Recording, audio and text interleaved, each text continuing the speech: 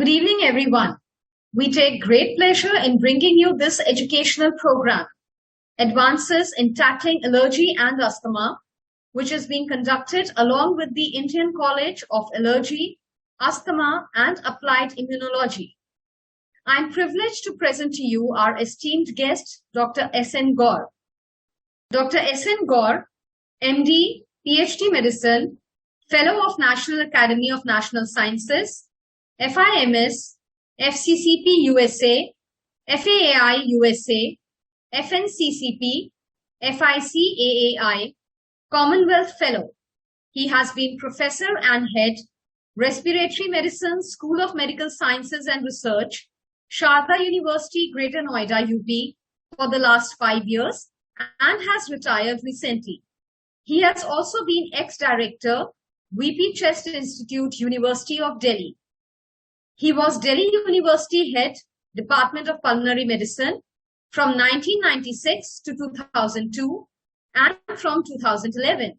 He was Expert Research Advisory Committee and is member Working Group of Ministry of Environment and Forest, Government of India, Chairman Allergen Standardization Committee of CDSCO, Ministry of Health, member New Drug Development Expert Group, Government of India.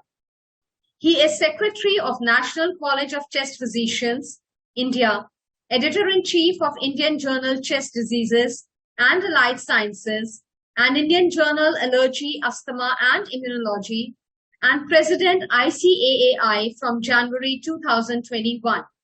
He is examiner for DTCD, MD, DNB, DM, PhD of various universities of India, has received over 15 national awards and orations and various academic honors, has over 250 original publications in international and national journals, has authored and edited 5 textbooks, prepared guidelines for allergy practice in India, and was participant in preparing 5 guidelines on various chest diseases, contributed over 31 chapters, 18 articles, and delivered over 165 guest lectures. He has documented various respiratory diseases, including anaerobic lung disease, farmer lung disease, various rare fungal diseases, etc., first time from India. He has long experience of allergen immunotherapy and has prepared guidelines for practice of allergen immunotherapy in India in 2009, later updated in 2017, and has wide clinical experience of over 42 years and 40 years of experience in teaching and research in respiratory medicine. A very warm welcome to you on today's webinar, sir. I would now like to introduce to you our speaker for today, Dr. Amita Nene. Dr. Amita Nene is a renowned pulmonologist in Mumbai and currently practices at Bombay Hospital, Mumbai for the past 18 years and heads the Department of Pulmonary Medicine. She's program in charge and teacher DNB Respiratory Medicine. She's MD and DNB examiner for pulmonology. She's author of more than 50 publications in international and national journals and also author of 12 chapters in pulmonary textbooks. She's treasurer of Indian Association for Bronchology. She's West Zone chairperson of Thoracic Endoscopic Society of India. She's the governing body member of Indian Chest Society. She's the recipient of Young Achiever Award in the field of pulmonology. Welcome aboard, ma'am. Over to you, ma'am, for the presentation. Thank you, Gulshan, for the nice words. Now, good evening, everyone. I welcome everybody to today's program. Now, this is the educational program on advances in tackling allergy and asthma. The program is being done in association with RPC and ICAI, Indian College of Allergy and Immunology. The college was established in 1957. Now today she will be talking about allergic rhinitis and allergic asthma. We know a little bit about allergic rhinitis, but mostly a very confused topic because allergic rhinitis is one of the entities of total rhinitis. Rhinitis can be produced by other than allergies like the nasal polyps and cross TNS, or infective causes like from allergy or fungal infection. And they people usually say that whatever is coming as allergies or in term they call it as cold will disappear in 5 to 7 days. Allergic rhinitis is different. The cause is different, the mechanism is different. So this may come frequently or may become serious, and severe attacks can persist. Now, this is something which is important. It is mediated through IgE antibodies and through shift from Th1 to Th2. So Th2 is giving this problem. Now, the treatment is symptomatic in these patients, and to treat positively, rather, we can say, not cure, is allergen immunotherapy. Allergen immunotherapy is we find out the particular allergen problem by different tests, skin tests rather, and then in vitro test, and then that antigen is given in a very low doses to begin with, and then slowly we build up. Now these things have been shown very promising result. Only thing is the time consuming process. And even if we stop allergen immunotherapy for 3 to 5 years, the benefit persists even up to 15 years. Literature shows 12 years. So this persists for a long time, and this is basically to shift from Th2 response to Th1 response, which is beneficial to the patient. So, in short, I said this thing, but the details will be told by Dr. So, may I request Dr. Nene to please start our talk on allergy and asthma. Dear sir, thank you very, very much to give such a nice introduction. And it's indeed a pleasure to be part of the program, which is moderated by a stalwart like you, who's been a teacher to all of us and has always been inspiring us. So I'd like to start with my presentation. I'll share my screen. Okay, so I'm going to be talking about something which is very, very important, the combination of allergic rhinitis with allergic asthma. So this is something which has been known comorbidity, a known coexistence, but very often we forget to really look into the combination of these two existing in the same patient. So I want to start my talk with a case.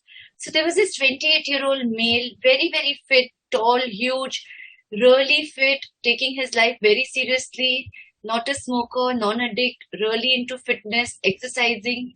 However, he had an uncontrolled asthma for last 3 years. And basically, initially, he was put on ICS LABA. After that, he wasn't getting better, and therefore Montelukast was added. And he still kept on getting frequent exacerbations, and therefore he was also put on inhaled LABA. So he was basically taking everything which is state-of-the-art for asthma. Despite that, he had history of frequent exacerbations present, and some of these exacerbations actually required hospitalization. So after going to many, many doctors for last 3 years, he was finally referred to us because they wanted us to find out if we should be giving him biologics because he was very, very affording, or if we should be actually considering thermoplasty for him. His PFT was quite abnormal. So when he came to us, we took a very, very detailed history. So he didn't have any pets at home. There was no occupational exposure to any triggers. He was on no medications like beta blockers or NSAIDs, which could have been actually triggers. He lived a very simple, disciplined life. On direct inquiry, he admitted to having history of frequent sneezing and blocked nose on and off for last 5 years. So for 5 years back, he started with frequent sneezing, watering of the nose. A year later, it turned into a blocked nose. All this time, he didn't have asthma. And 2 years after not treating his sneezing and blocked nose, he actually developed asthma. And he was not taking any treatment for any of his nasal symptoms because he said that he never mentioned about this to any of his earlier doctors. Earlier doctors asked him if he had any other related health problems, and he always said no hypertension, no diabetes, nothing. He never really mentioned about presence of allergic rhinitis because he said he was so comfortable with it. It was a part and parcel of his life and didn't really bother him, and he was living with it. So he never really thought it was important for him to report this history to any of the doctors. And unfortunately, the doctors had not really asked him about this history directly. So in addition to what was going on for asthma, we continued his inhaled LABA, ICS, Montelukast, inhaled LAMA. But over and above, we put him on inhaled nasal corticosteroids We started nasal decongestants initially because his nose was so blocked. He was put on antihistaminics, and with the regular treatment, soon the allergic rhinitis responded. And the best part was that his uncontrolled asthma completely came under control. And now it's been last 4 years. We've only been reducing his asthma medications. His PFT is normal, and he's not had any attack whatsoever. And he recently did half marathon. So what I want to basically say is that undiagnosed or untreated allergic rhinitis often affects asthma control and can also worsen it. And this is something really important that we need to remember because it's a very common coexisting conditions. So as I said, asthma and allergic rhinitis both are common health problems. They cause major illness and disability worldwide. So patients who have more severe allergic rhinitis are more likely to suffer from asthma and potentially more severe asthma as compared to those patients who don't have allergic rhinitis or who have milder allergic rhinitis. So basically, allergic rhinitis, though may be ignored and may not really change the life of patients, it can actually affect the asthma and the asthma outcome, and therefore it becomes very important, the combination of allergic rhinitis and asthma. Histamine and cysteine leukotrienes are potent inflammatory mediators which are involved in both seasonal allergic rhinoconjunctivitis and also asthma. So there's a very interesting concept called united airways. So as per this concept, the entire airway, whether you call it the nose or the larynx or the trachea or the bronchi, it is supposed to be in a continuum. It's a united airway. And therefore, any inflammatory process which is going to affect the upper airway will also affect the lower airway. And as a result of that, if anybody has allergic rhinitis, it is definitely going to affect the outcome of asthma. And both of them will have similar allergens and inflammatory pathways involved. So basically, there was also a term many years back called allergic rhinobronchitis, which had been proposed to link allergy, asthma, and rhinitis. So several possible relations exist between allergic rhinitis and asthma. Number one, allergic rhinitis may be associated with asthma because common inflammatory process, common atopy, common allergens. What is important is that allergic rhinitis may exacerbate coexisting asthma like it was doing in our patient. And the most important is that untreated allergic rhinitis can actually be responsible for initiating asthma. It's a part of pathogenesis of asthma. And our patient did not have asthma to begin with. He had uncontrolled allergic rhinitis for 2 years. After that, he developed asthma. So basically, what is really important, it can coexist. It can worsen asthma. It can also give rise to asthma. And therefore, it is a very important comorbidity, allergic rhinitis, for patients of asthma. And this can result in frequent emergency visits because of asthma, can result in asthma exacerbation, can actually cause asthma-related hospitalizations, and it can also cause higher asthma-related medical costs. Each of this was seen in our patient because our patient was actually referred to us for biological therapy, and we all know how expensive it is. So inflammatory mechanisms are characterized by inflammatory infiltrates, which are made up of eosinophils, yeast cells, and mast cell. And these are going to release mediators, chemokines, and cytokines, which will give rise to local and systemic increased Ig synthesis.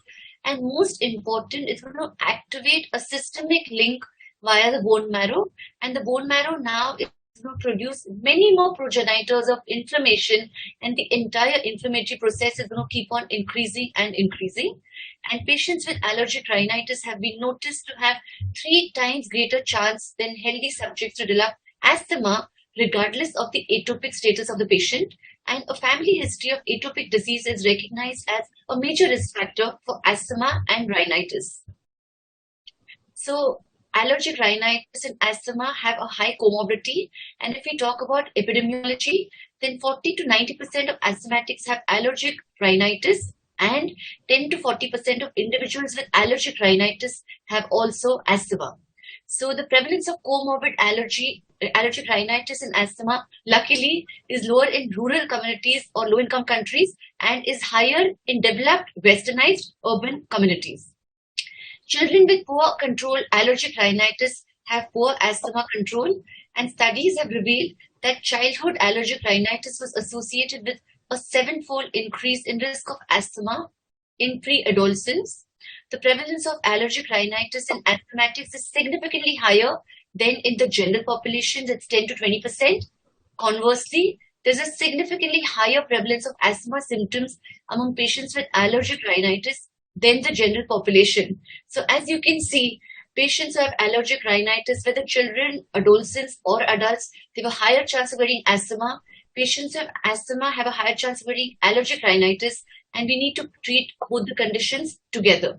So let's talk about how does allergic rhinitis affect asthma? How does it cause asthma? How does it worsen asthma? So basically the thing is, this diagram very nicely tells us about the common allergens, about the nasobronchial reflexes, about propagation of inflammation to the nasal mucosa. Let's go one by one. So basically the thing is, let me start from below. How can allergic rhinitis influence asthma through various mechanisms? So basically we all know that nose is the filter. So whatever air that passes through the nose actually gets humidified and gets warmed by the nose. And if people have allergic rhinitis and blocked nose, then there is loss of the normal conditioning of the air that normally happens if the air reaches the breathing tubes. So this is a major thing, loss of warming and humidification of air by a blocked nose of a patient of allergic rhinitis will expose the lower airways to cold air. There is something which is known as neural reflexes, also known as nasobronchial reflexes, that if cold, dry air enters the nasal mucosa, because the entire airway is unified, therefore there will be irritation of the nose, and the same irritation will be transmitted to the throat, larynx, and the airways, and as a result of that, there will be bronchospasm. Also, we know that the nose is a filter. So whatever allergens, whatever bacteria, whatever viruses were supposed to be entering, they are actually filtered by the nose. So if people have blocked nose, then people have to breathe through their mouth, and therefore they have increased allergens, pollutants, and organisms, especially viruses, which are actually entering into the breathing tubes. Also, there is increased production by the bone marrow of progenitors of inflammatory cells that we already spoke about. And also there's release of mediators into the airway or peripheral circulation. So because of all these causes, and at the same time, very often the allergens which are present in the blocked nose, when the patient goes to sleep, at that time we have a postnasal drip and all the allergens are going to enter the breathing tubes. So because of all these mechanisms, a patient whose allergic rhinitis is not treated is actually going to develop asthma, is going to have worse asthma control, and is actually going to have keep on requiring major exacerbations also. So there's a major link between allergic rhinitis and asthma. So patients of allergic rhinitis, again to repeat, they will have lack of nasal function. They will not be able to purify the air. They will not be able to warm and humidify the inspired air. And this is going to result in bronchial hyperreactivity. Also, as we spoke about the nasobronchial reflex, and therefore, because there's unified airway, the cold air, the nasal irritants, the allergens, and the cold stimuli are going to result in bronchoconstriction of the airway, resulting in asthma. And also, as I said, the nose is going to protect the entering of the viruses. So the nose is blocked, and if we are breathing from the mouth, then there is rhinovirus adhesion theory, which is actually going to increase the susceptibility to allergic inflammation through ICAM1 expression. And this is also going to have similar inflammatory response in the airways. And all this is going to result in migration of T cell responses to other tissues after initial sensitization. And this is going to actually result in asthma.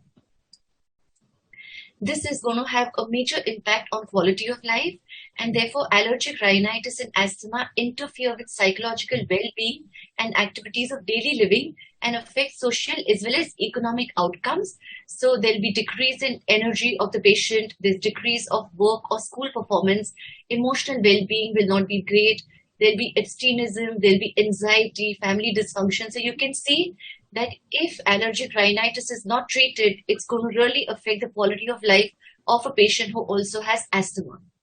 So what I want to really say is that these patients are going to present with fatigue, psychomotor, sluggishness, irritability, mood and cognitive disturbances, and the socio-economic burden via annual costs of treating allergic rhinitis and asthma Both direct costs such as hospitalization, medication, indirect costs such as time lost from work are substantial and represent heavier burden in modern societies. So a simple thing like allergic rhinitis, which we want to ignore, which patients want to ignore, which we really never pay attention to, you can see it can actually make so much of difference to the patient's life, to medical costs, about economic and social, and therefore this is something which we can never really ignore.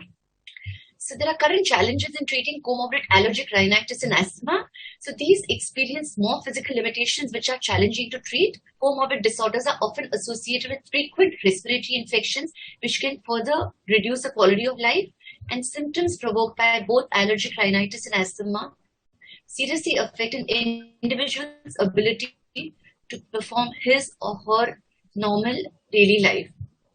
So the thing is that allergic rhinitis becomes even more challenging to treat, with intranasal corticosteroids providing insufficient symptom relief for many patients. There is a need for new allergic rhinitis treatment options which provide faster and more complete symptom relief than intranasal corticosteroids. So this is a very, very important point. We know that intranasal corticosteroids are really useful for allergic rhinitis, but in our country where people don't want to use even inhaled corticosteroids for their asthma, it's very, very difficult often to convince them to use intranasal corticosteroids for their allergic rhinitis, and therefore this becomes a huge challenge because they want to take it when they are really miserable, but once they start feeling better, they don't want to really continue taking it, and therefore a simplified approach to guide treatment decisions in the real world is needed. And there's an urgent need to find good quality studies, both which are randomized, controlled, and observational, so that data from these studies can be analyzed and interpreted in a way that will make the physicians and patients also to treat patients of allergic rhinitis effectively, as well as provide a solution which will encourage them to continue treatment and not want to stop it because there's a stigma to inhale nasal corticosteroids.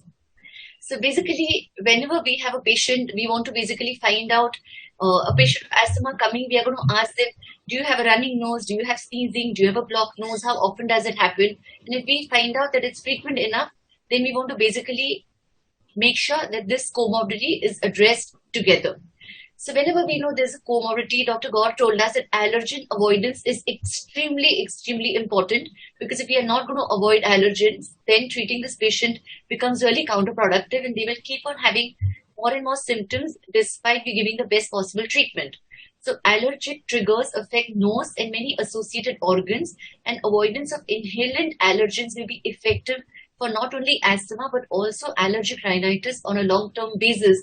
So not having pets at home, avoiding playing with other people's pets, not having occupational exposure, not really having agarbattis at home, not really burning things at home for a good smell when friends are coming in. So these kind of allergen exposure is very, very important. Also dealing with indoor triggers, especially elimination of house dust mite, cockroach and animal danders can provoke as effective. What is really important in our country is that, especially in Mumbai, because we have so many rains, what happens is that people actually have leakage in their houses and the walls are very, very wet. And behind the walls, they have actually fungus growing without their knowledge. And it is this fungus which keeps on exposing them all the time. And despite the best possible efforts, best possible treatment, best possible counseling, we are actually missing out on a very important trigger, which is in the patient's house. Also, some triggers may derive from outdoor activities at the height of the pollen season, like place like Bangalore is so very rich in pollen. And these changes in outdoor behavior is helpful. This also becomes important for people who got occupational exposure because they keep on having this kind of exposure. So allergen avoidance is extremely important if we want to have good results. Sometimes, despite allergen avoidance options, approximately 1 out of 3 children and 2 out of 3 adults report poor relief of allergic rhinitis symptoms, and therefore these patients, allergen immunotherapy may be considered, like Dr. Gaur told us, that it's very, very important to find out what allergen is by skin tests, etc. And slowly we can start, once we know what the allergen is, we can start small gradual exposure to this allergen. And of course, it's time consuming, it's long therapy, but the results are very, very good. And Dr. Gaur is an expert. I'm sure after my talk is over, he'll throw more light on this therapy. So immunotherapy is of course very, very useful, but it's time consuming. Also, we know that anti-leukotrienes are very, very useful, very promising therapy. So, leukotriene modifiers represent the first mediator-specific therapeutic option for rhinitis and asthma, because we spoke that cysteine leukotriene receptor antagonists, these are the same mediators which are responsible for both allergic rhinitis and asthma. So, we basically have anti-leukotrienes which are classified into two groups. We have leukotriene synthesis inhibitors, Xilioton, which is not really available in India. So we have the antagonists, Rafeleucas, Pranleucas, Monteleucas. Monteleucas is like widely used in our country, it's available. The Monteleucas will block the leukotriene receptor and will thus block the end organ response of leukotriene, and it's going to help allergic rhinitis and also allergic asthma. So leukotriene receptor antagonists have beneficial effects also in aspirin-sensitive rhinitis and asthma besides corticosteroids. This is very, very important. We know the aspirin triad, the patients have allergic rhinitis on exposure to asthma and the worsening of asthma. And these people also respond very, very well to leukotriene receptor antagonists. And according to studies, these patients can be effective when used in patients older than 6 years of age. And Monteleucas has been found to be useful in nasal and bronchial symptoms with reduction of beta agonists used in subject with comorbid seasonal allergic rhinitis and asthma. So we know leukotriene antagonists are very, very useful. Then antihistaminics is something which are very, very useful also. These are especially useful for patients of allergic rhinitis. Of course, in asthma, they're not very useful. But with patients of allergic rhinitis, then antihistaminics will downregulate allergic inflammation by interfering with histamine action at histamine H1 receptors on sensory neurons and small blood vessels. And cetirizine, for example, has been found to be effective in relieving upper and lower airway symptoms in patients suffering from concomitant allergic rhinitis and asthma. And they will also be protective against the late bronchial hyperresponsiveness that follows nasal allergen challenge in patients with allergic rhinitis. Cetirizine with Monteleucas has been used actually for asthmatic patients with seasonal allergic rhinitis, and it has been found that combination of cetirizine with Monteleucas lessens the need for a rescue inhaler and improves lung function and asthma symptoms score to the same extent as does inhaled budesonide combined with intranasal budesonide. This has been proven in patients who have this combination. Also, if patients have comorbid allergic rhinitis and asthma, then we have oral decongestants and we have nasal decongestants. However, we want to use nasal or oral decongestants only for some time, because we are aware that if we use them long term, then there the rebound congestion, and therefore using this alone, though patient feels good, is not a great thing to do. Then we have antihistaminic and decongestant combinations. Again, I kind of feel that this should only be used SOS or for some time and not for a long time, because there's always a fear of rebound congestion happening and the requirement on decongestants keeps on increasing with time. Immunotherapy we already spoke about. Basically, this is something which is very, very useful. However, usually we go for immunotherapy after we've tried all the other things and the patient is still not benefiting, because if the treatment is kind of long and sometimes patient lose patience. We have intranasal corticosteroids, which we know are actually the best so far because they are really found to be effective. They work on every aspect of inflammation and they have minimal systemic side, and they are vasoconstrictors, and as a result of that, they reduce the vascular permeability and they also reduce the inflammatory cascade. They decrease the number of antigen-presenting cells, cytokines, eosinophils, and they basically reduce the symptoms of bronchial hyperreactivity as well. The only problem with intranasal corticosteroids is, as I said, that patients are somehow reluctant to take it on a longer term because they are worried about the side effects despite we counseling them all the time. Cromonal is something else which has been used, which is supposed to be effective. However, it's not much in use. What are the other treatment options? So we have phosphodiesterase inhibitors, some studies about roflumilast, which could be helping. Of course, we have anti-IgE treatment, which can also help, but of course, extremely expensive.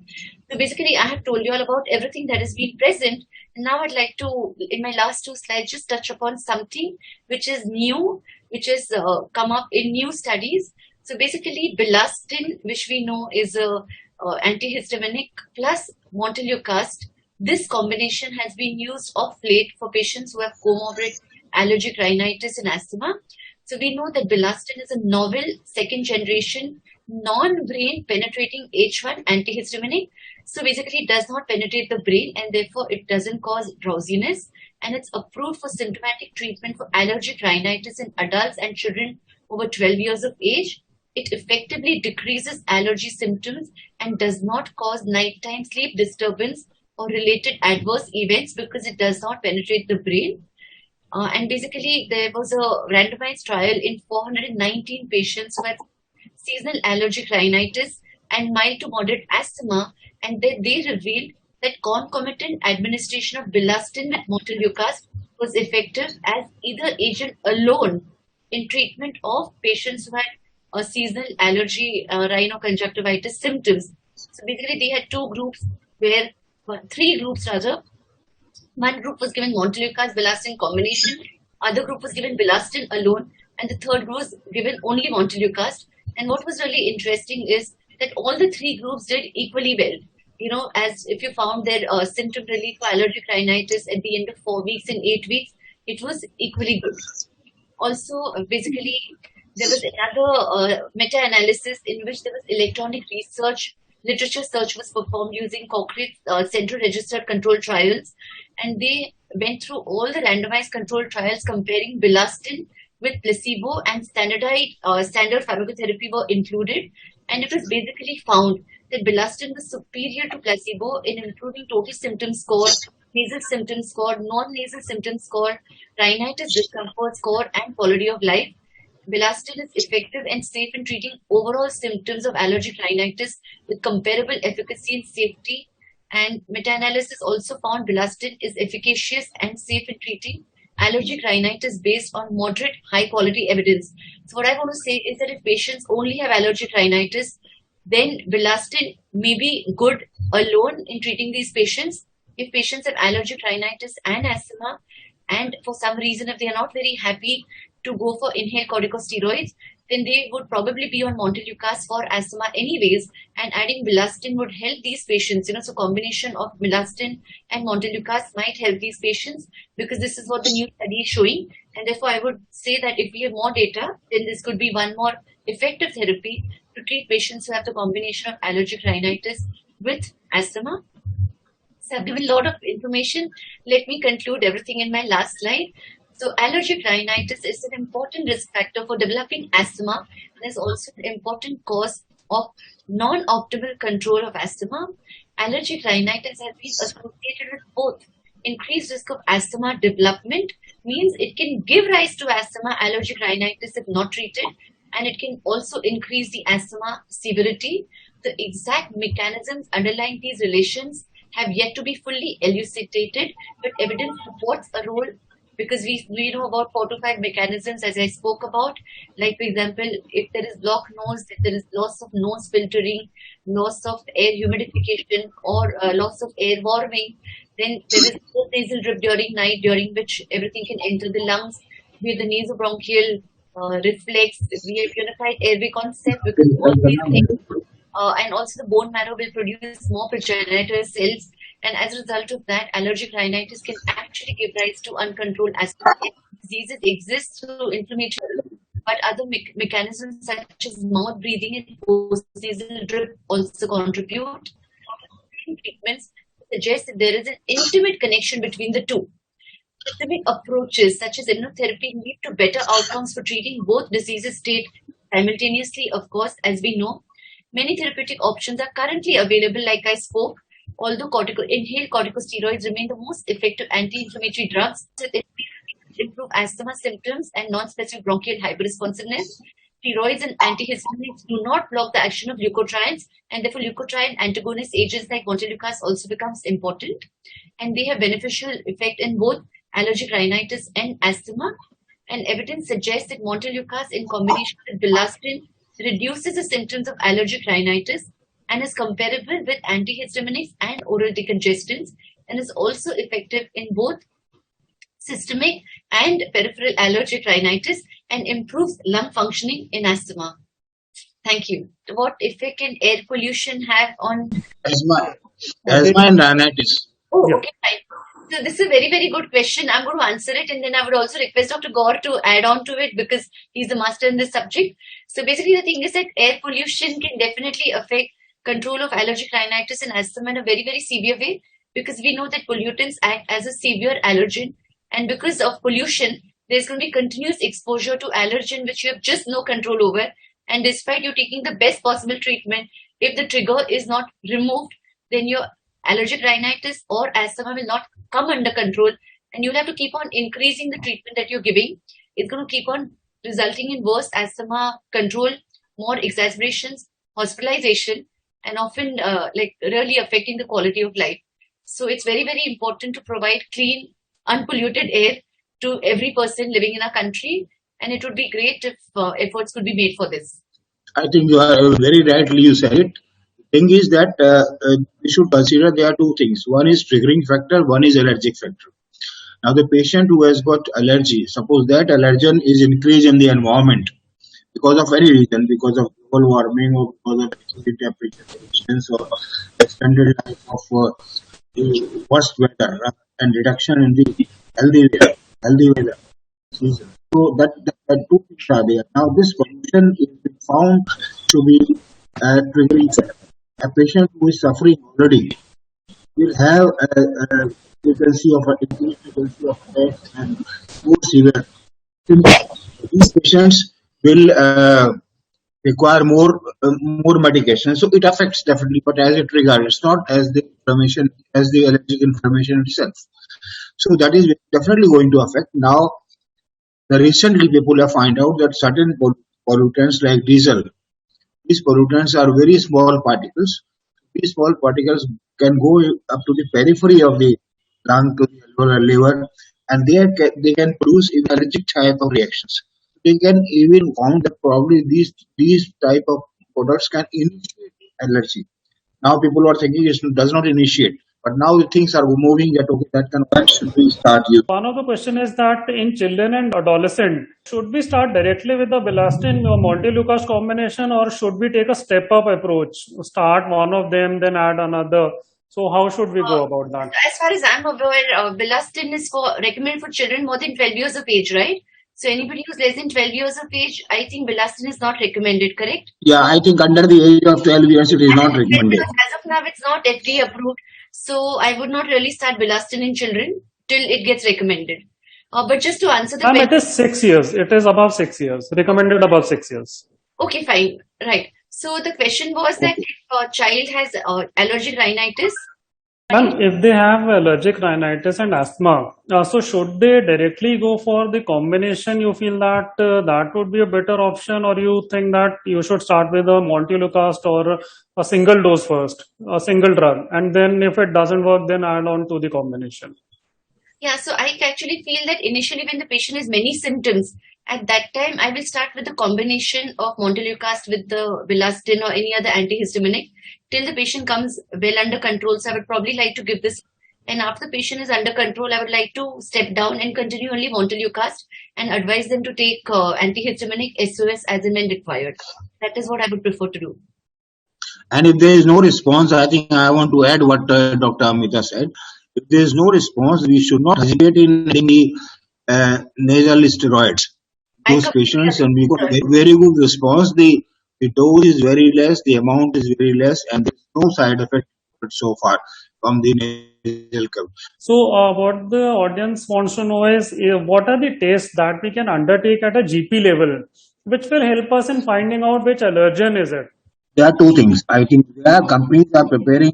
The companies are making the allergens. We can do the skin prick test, the methodology, everything is there. And so to find out. But the important thing is there is a recommendation that the person who wants to do this should be a trained person. A training is being done at different places, like our place, Patel Institute in South also, and I think Lucknow also. So they do a proper training, and then you can start practicing allergens. If you are not trained, anything happens, then who is going to save you? That is why because the anaphylaxis is one thing which is great, uh, damaging things for your reputation and for the patient. So I think you should have a training, and then the antigens are available and you can do it. And during training, will teach you how to do it, how to make the antigens and what are the side effects, how to manage them. Yeah, can I also Uh, add something? Can I please add Sure, something? sure, ma'am. No, so sir is absolutely correct, and sir has answered exactly to what the question has been asked about what the test to do. I'm saying something which is not asked, just as extra information. I feel that before we also start doing the test, it's very, very important for us to know how to find the allergen. So I feel that there is it's important to take a very, very good history. So for example, with children, then very often, like in school, we found that teachers write on the board and then they call one of the students to come and wipe the board with a duster. And when that is done at that time, lot of chalk particles actually enter the nose of the children, and we will never find out that this is actually a potential trigger. So if we are dealing with children, and at least in Bombay, practically every second family has a pet, and the pet need not just be a dog. People have now rabbits, and they also have cats, and so history of pet is very, very important. If pet not at home, please find out if it is present in the neighbor or some other relative whose houses children keep on going to night overs, etc. Very often they have these soft toys which are not cleaned for months together, and allergens could be accommodated over there. Then we have carpets, we have got curtains.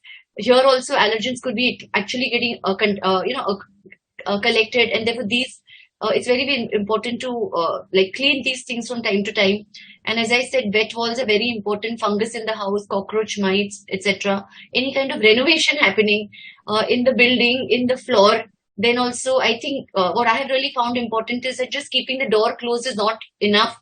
You actually tell them to put a wet cloth below the door on the floor, so that all the dust which is coming from outside gets collected on the wet cloth, and the dust doesn't come in, because we've actually found that despite keeping the door closed all the time, people are getting allergic rhinitis and asthma attacks.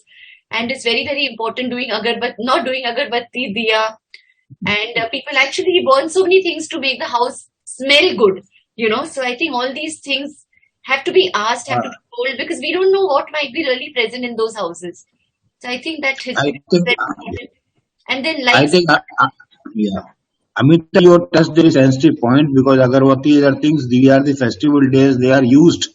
So I think if you are using agarbatti something, you should have a proper exhaust in your house. Sure. That is more important.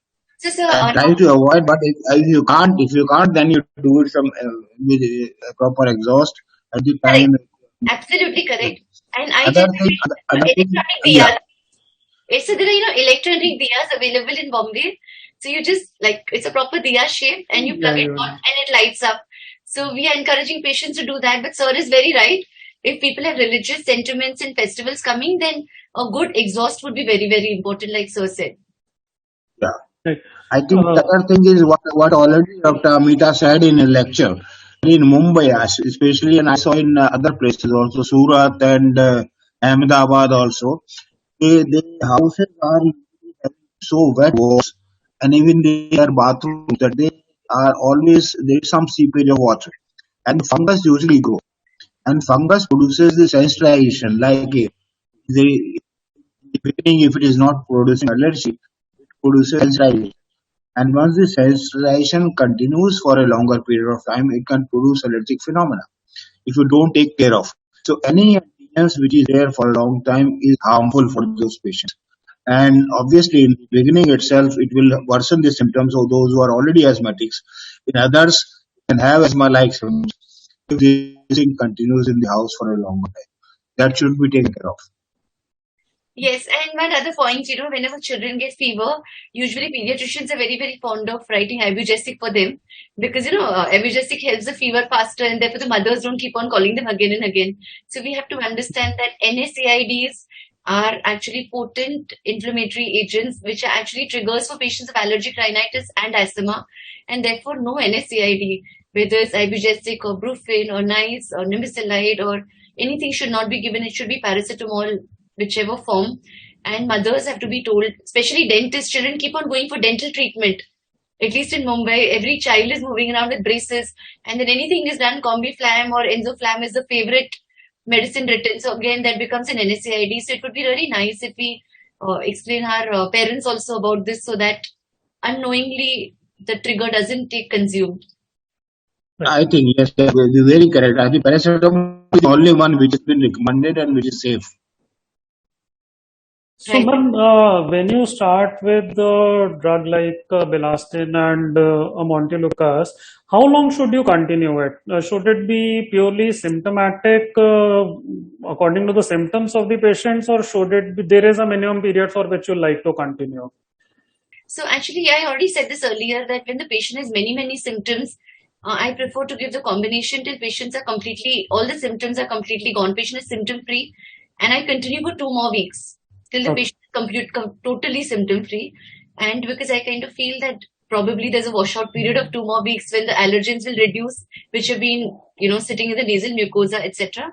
And after 2 weeks, I actually don't completely stop it. I kind of make it a smaller dose. So, for example, I may change the combination. I may, means from Montelukast, Belastin, I may go to another combination of another antihistaminic, which is milder. Milder means which is less effective in a smaller dose, and I'd like to give those two, and the patient is still absolutely okay. Then I'd like to only stick to Montelukast and give it SOS. That is what I would do, and I would like to continue Montelukast at least for 8 to 12 weeks when the patient doesn't have any symptoms at all, Okay. and then I would like to withdraw it.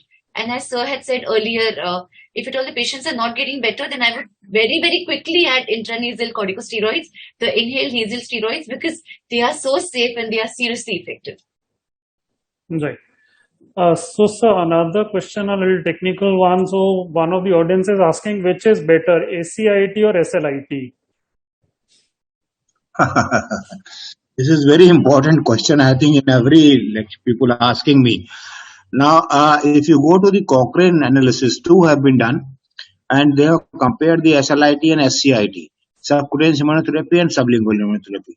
The things are the mechanism of action, everything is same. Only thing is the methodology is different. The route is different. One is through skin, you are giving injections. Second, you are putting the drops below your tongue. So both the things are different. Now, their study shows that more or less both of them are similarly effective, equally effective. But subcutaneous immunotherapy has been little much better. That is why subcutaneous immunotherapy has been said the gold standard for giving immunotherapy. The second point is that the sublingual immunotherapy has not been approved by the Control General of India for use in the country. It is being used only as a research tool to find out data, to generate data on sublingual immunotherapy. Otherwise, for general use, it has not been funded. That is second thing. So, sublingual immunotherapy is not better than subcutaneous immunotherapy. Rather, subcutaneous immunotherapy is better than sublingual immunotherapy to some extent. But both are significantly affecting the patient, and both are improving his symptoms and this thing. Thank you, sir, for that. So many of the private practitioners, especially at the GP level, they do lot of these. They do lots of blood tests like IG and ESR, depending on even TLC, DLC. So, do they really help in diagnosing an allergic condition? What do you think? Only they How can should only they confuse you.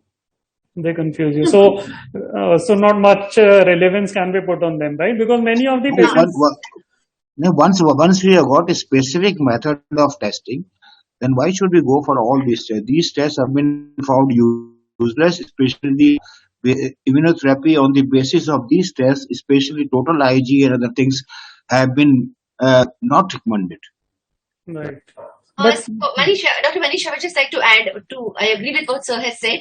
Over and above, but usually whenever I see a patient of any kind of allergy, whether it's allergic rhinitis or urticaria or asthma, usually as a rule, I get a baseline CBC to know what is the eosinophil count and the eosinophil percentage, because sometimes there could be tropical pulmonary eosinophilia, in which if the symptoms are matching and the absolute eosinophil count is more than 2000, then this could actually be tropical pulmonary eosinophilia, and treating patient with DEC for 21 days would actually take care of this, and the patient would be mislabeled as an allergic condition. So usually when I see the patient for the first time, I get a CBC done for the patient for the eosinophil count actually, and I also get a baseline IgE done. However, once I've confirmed whether it's IgE mediated or eosinophil mediated or both, I do not repeat these things like Sir has said, because then we just want to treat, and then continuously having high levels has no meaning unless you're going to be a directed therapy, whether it'll be IgE related or anti-eosinophilic therapy. So a baseline eosinophil count is important, a baseline IG is important, and then as sir rightly said, after that you want to do specific tests, and you don't want to keep on repeating these tests again and again, because increasing or decreasing levels will not help us at all.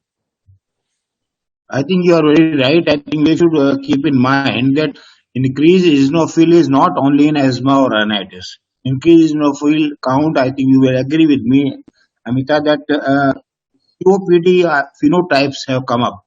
Eosinophilic COPD, where the eosinophils are very high. It Yes, sir. doesn't mean that only asthma can have these things. So eosinophil can be produced, can be increased because of so many conditions, right from the parasitic diseases. So eosinophil, yes, it is important factor, but eosinophil alone should not be taken as the criteria for treating or giving immunotherapy or whatever is there on the basis of that. You can follow, that is important. If the eosinophil is related to your disease, is it because of allergy, then you can follow that. Okay, so But if one a little very specific question, Dr. Nini and Dr. Gaur. So what one of the doctors is asking, usually allergic rhinitis and asthma, they have an early onset, or in the at the most in 20s or early, you can say young adults. He is getting to see more and more patients in the later part of the life, that is 50s and 60s. So can it be allergic rhinitis, or would it be more pollution related or an environmental factor? allergic rhinitis usually, so far as I know, till today, it does not increase at an older age. It is Absolutely. there usually starts at the younger age, below 40 or something, and thereafter it can be aggravated. That is different. But it can start theoretically at any age. I completely agree with Dr. Gaur, but now that our doctor is seeing more cases in adulthood, I would like to just suggest to him that basically for these patients, definitely there could be a trigger in the house which wasn't available earlier. So, for example, Okay. as I said, now children are really going in for pets. It's really unbelievable. Every child in Bombay who's 5 years old, for a birthday gift, they want a dog. So it could have been that those adults were not exposed to pets at home all these years, and maybe their grandchild wanted a pet and the pet has come home, and something like that. So basically, if adults are developing allergic rhinitis, people who are 50 years old and 55 years old, please take a very detailed history, because an allergen which was actually a trigger, which was not being exposed to them all these years, is now being exposed to them. Very often what happens is that the pets come in the house for children, and then children are so busy with their school and with their classes and everything, that the mother in the family ends up, the grandmother who's home all the time, ends up looking after the pets, and they get the exposure, and therefore they end up getting allergic rhinitis. So look for the trigger Okay. in the house. So it could be either environmental or something to which they had an allergy but were not exposed till now. Right. Absolutely. Yes. So that is all the questions we have from the audience, Dr. Gaur. If you would like to put any other questions which you feel might benefit the audience, or even Dr. Nene, you have some tips, practical tips on managing, so that would be helpful. In fact, I would like to I, ask a question to Dr. Gaur, because we learn so much from him every time. So, sir, I want to ask you that patient who's got allergic rhinitis, maybe allergic rhinitis, at what level would you like to start immunotherapy for this patient? Only allergic rhinitis, no asthma. I think I am very much in favor that the patient who has got allergic rhinitis and not asthma, means the PFT is normal, no symptoms, nothing. These patients who, if they have been given, put on the allergen, identified the allergens and put on allergen immunotherapy, they prevent the allergy march. An allergy march means that starting from the education and the nasal problem, and especially nasal and respiratory problems are linked, because the urine point respiratory is there. So it progresses the inflammation progresses from nasal to lungs. So these patients, at the time of inflammation, allergic inflammation, not bacterial, allergic inflammation is more. If you right there, if you can prevent with the allergen immunotherapy, then it does not progress further to the asthma. And this has been proved by multiple studies. So we can prevent the asthma. Those going from allergic rhinitis to asthma, they don't go if you properly treat them with the allergen immunotherapy and treatment procedures. Uh, affect the primary cause of disease, primary mechanism of the disease, than prevent asthmatics. Okay, thank you, sir. Thank you. Thank you, Dr. Nene and Dr. Gaur, for such an informative session. So I'll request Dr. Gulshan to give the closing statement now. With this, we come to the end of today's session. It has indeed been a very interactive and fruitful discussion. A big vote of thanks to Dr. S N Gaur and Dr. Meeta Nene for being on the platform with us today. See you all again on 15th of October. Have a lovely evening. Thank you so much.